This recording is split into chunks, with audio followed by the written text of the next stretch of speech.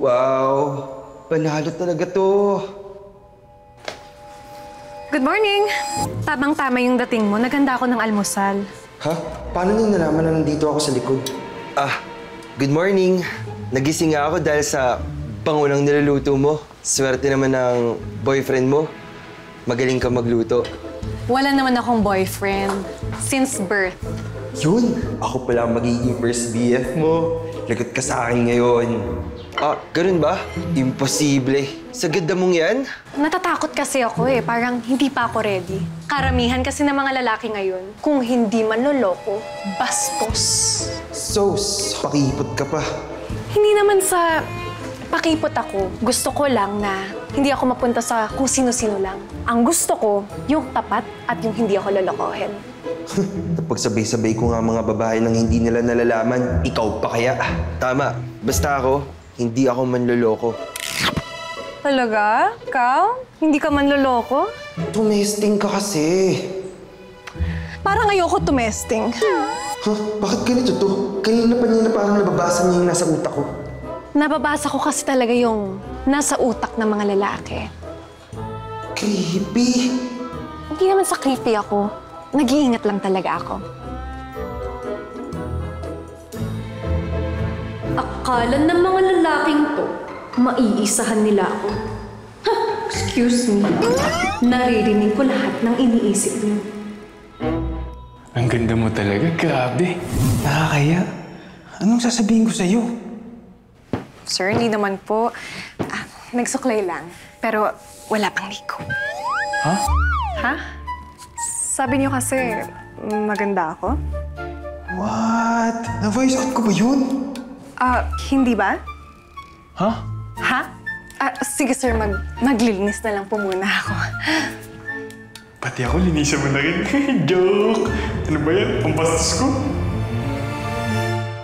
1, 2, 3, 4. Ang tahimik naman po dito. Ayaw niyo bang magpatugtog ng music? Hindi. Naka-earphones naman ako. Okay lang. Okay. Sorry. Sige. It's okay. Tuloy niyo lang po. Yeah. Bakit wala akong marinig sa isip nito?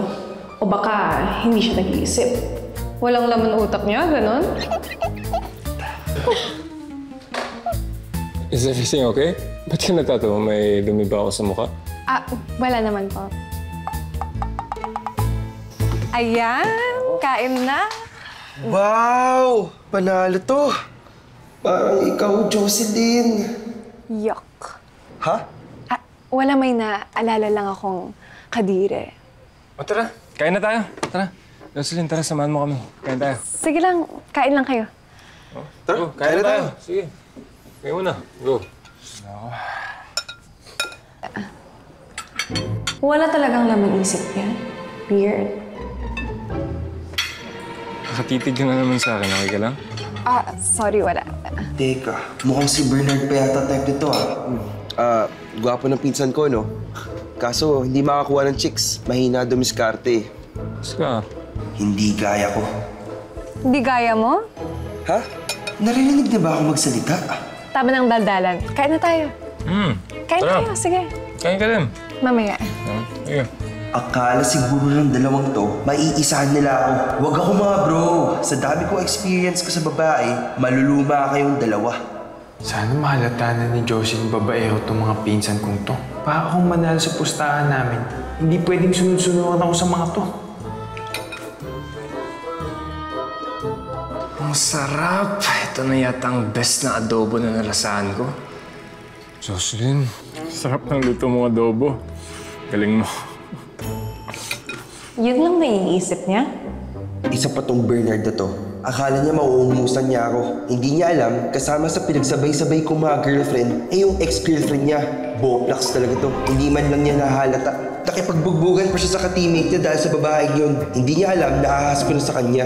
Ito namang nerd na to, hindi rin alam na yung babaeng na crush niya, akin na rin. Sinabay ko na rin sa 4 kong pang girlfriends. Naniniwala ka na ako magiging tulay ninyo? Lelong mo, kawawang nilalang.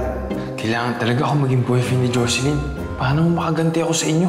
Hindi sapat na mali-mali yung tinuturo ko sa inyo kapag nag-review tayo. Para bumagsak kayo sa mga exams nyo. Dapat akong maging boss nyo. Visit kasi yung crush ko eh. Pinakopya ko pa siya sa exams. Yun pala, hindi rin ako sasagutin. Patulong pa ako kay Glenn para ligawan. Wala rin pala. Mga bros, sorry ah. Dami kong mali sa inyo. Patrick, pinagkakalat ko sa school ng bading ka. Kaya ka mahihayin at nerdy. Eh, ginawa ko yun para mag-toughen up ka eh. Ikaw, Glenn, bro, pasensya na. Sa akin galing ang chismis na nakabuntis ka. Ginawa ko lang naman yun para tuminu-tinu ka sa pagiging babayero mo. Pero alam kong mali yun. Soon, makakapag-sorry na rin ako sa inyo. Aww. Ow! Ay ka lang? Daming lamok. Sige, kain lang kayo. Okay. Sarap.